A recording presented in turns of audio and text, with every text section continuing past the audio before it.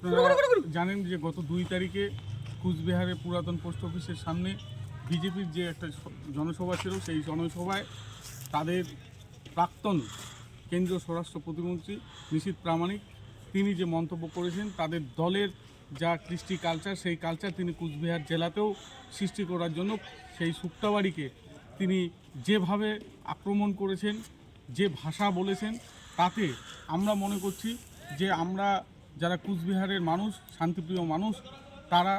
তাদেরই আমাদের দলের পক্ষ থেকে, যুব তৃণমূলের কংগ্রেসের পক্ষ থেকে আজকে আমরা হলদিবাড়ি থানায় এবং আমাদের গোটা জেলাতে যুব তৃণমূল কংগ্রেস থানায় তার নামে এফআইআর আমরা করছি। কারণ তার মন্তব্যের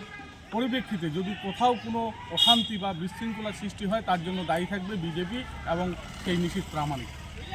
আমরা হলদিবাড়ি থানা, হলদিবাড়ি ব্লক যুব তৃণমূল কংগ্রেস ও হলদিবাড়ি শহর তৃণমূল যুব কংগ্রেসের পক্ষ থেকে গত 2 তারিখ 2/1/2026 তারিখে কুচবিহার পুরাতন পোস্ট অফিসের মাঠে প্রাক্তন কেন্দ্রীয় উপস্বরাষ্ট্রমন্ত্রী নিশীথ প্রামাণিক যে বক্তব্য, উস্কানিমূলক সাম্প্রদায়িক বক্তব্য মাধ্যমে যে কুচবিহার এবং গোটা বাংলাকে অশান্ত করার চেষ্টা করেছে, তারই প্রতিবাদে আমরা আজকে গোটা কুচবিহার জেলা যুব তৃণমূল কংগ্রেসের নির্দেশে আমরা গোটা কুচবিহার জেলা জুড়ে সব থানায় আমরা তার বিরুদ্ধে এফআইআর দাখিল করি।